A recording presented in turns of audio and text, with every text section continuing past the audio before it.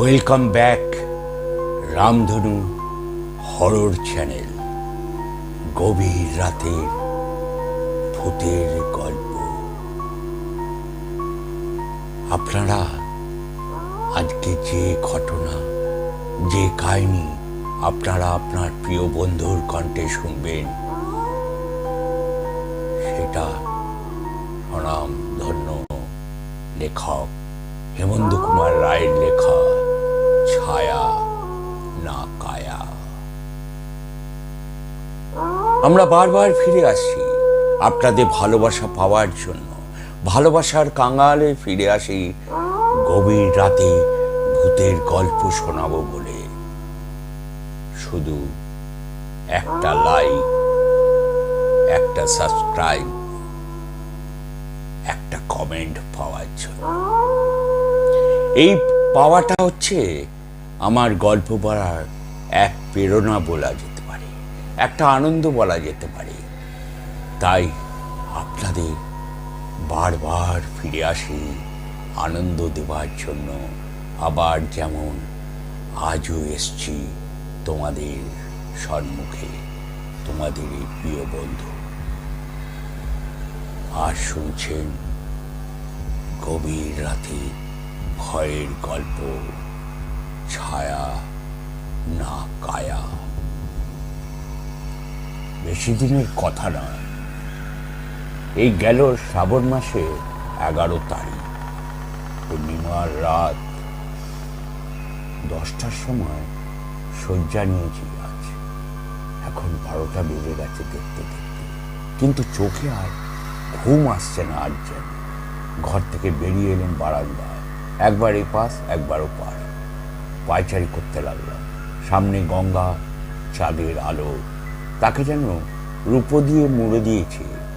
ভাবলাম খানিকটা বেরিয়ে এলে হয়তো অনিদ্রার কবল থেকে মুক্তি লাভ করব। বেরিয়েও পড়লাম ঘরের দরজাটি খুলে। একদিকে চিরজাগ্রত গঙ্গা, আরেকদিকে ঘুমন্ত বাড়ির সারি সারি। মাঝখানে প্রতীকহীন পথ, আমি একা হেঁটে চলেছি। কোনো ঘাটে বিকট কণ্ঠে গায়করা পর্যন্ত পাড়া কাঁপানো চিৎকার করছে না। এই চমৎকার নির্জনতাটুকু উপভোগ করতে করতে এগিয়ে চলল। কলকাতা শহরের গঙ্গার ধারে বেড়াবার আসল সময় হচ্ছে। এখন থেমে থুমে গেছে বাজে যত গোলমাল, আকাশ আর বাতাস।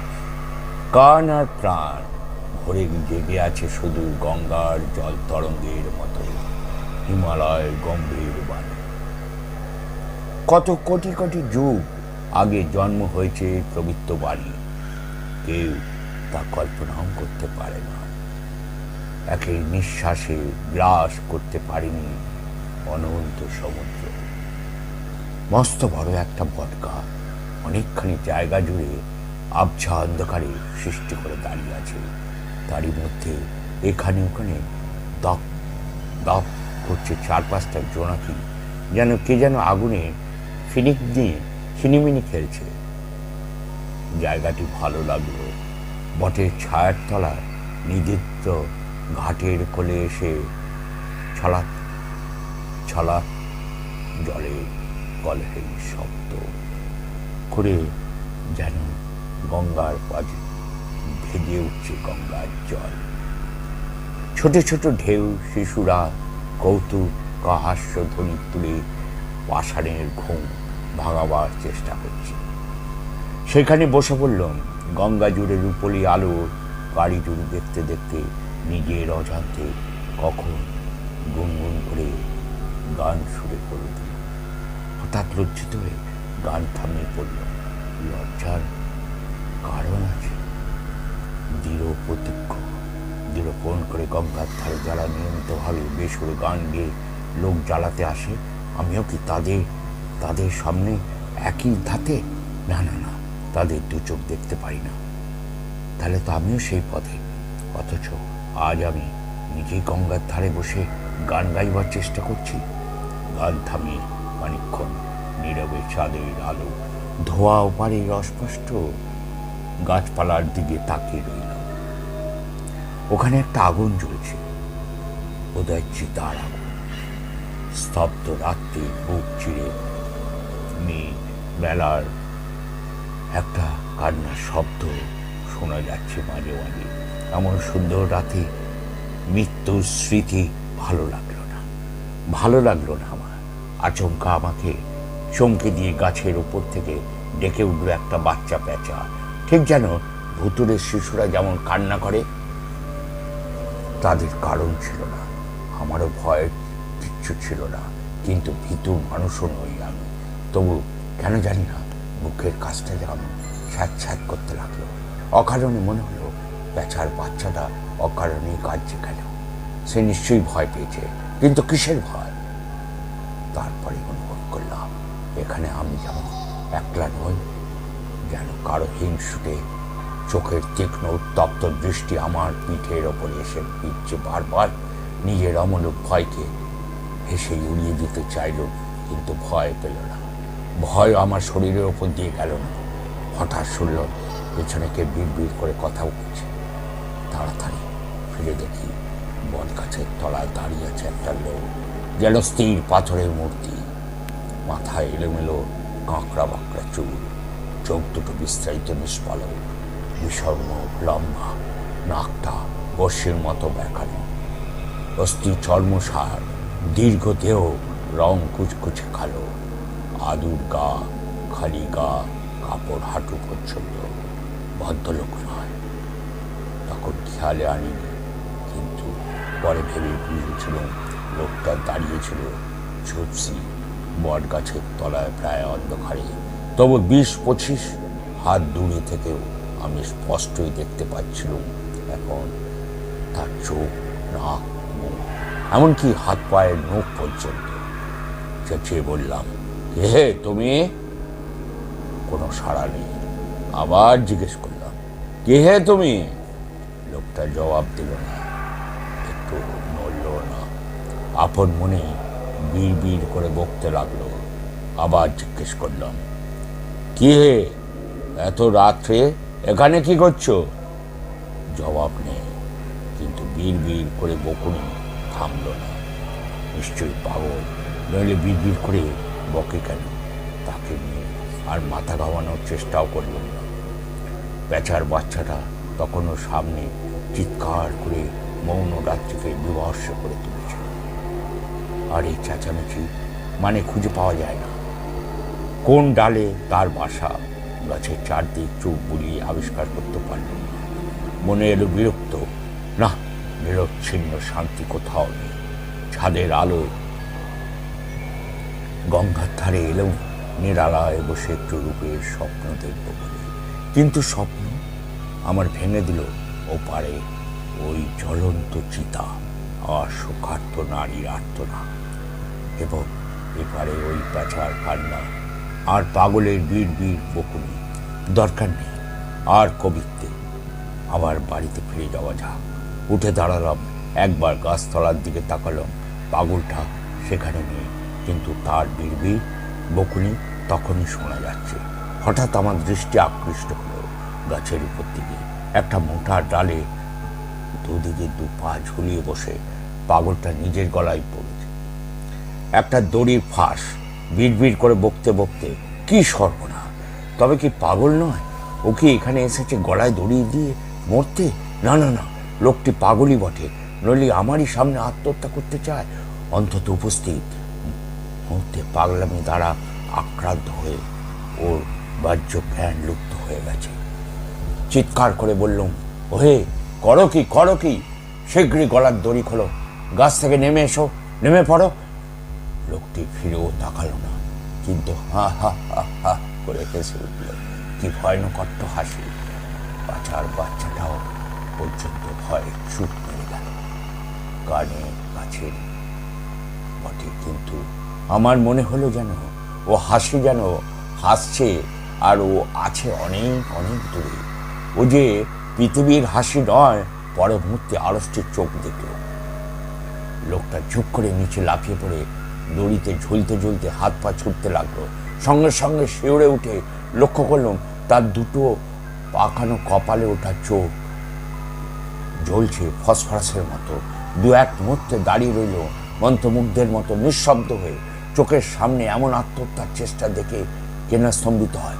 তার জিভখানা মুখের বাইরে বেরিয়ে পড়ে লক লক করে ঝুলছে, আর তার হাত পা দুটো ক্রমাগত শূন্যকে পদাঘাত করছে।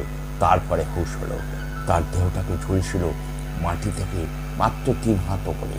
দ্রুতপদে দৌড়ে গিয়ে দুহাত দিয়ে তাকে জাপতে ধরলুম, ধরবার চেষ্টাও করলুম, এবং সঙ্গে সঙ্গে সে তার দুখানা দীর্ঘ কঙ্কালসার পা দিয়ে আমার বুক ও পিঠে জড়িয়ে ধরে শক্ত বাঁধনে বেঁধে ফেলল, এবং সঙ্গে সঙ্গে আমার নাকে এলো একটা অত্যন্ত পচা ধসা মরার ভয়াবহ দুর্গন্ধ।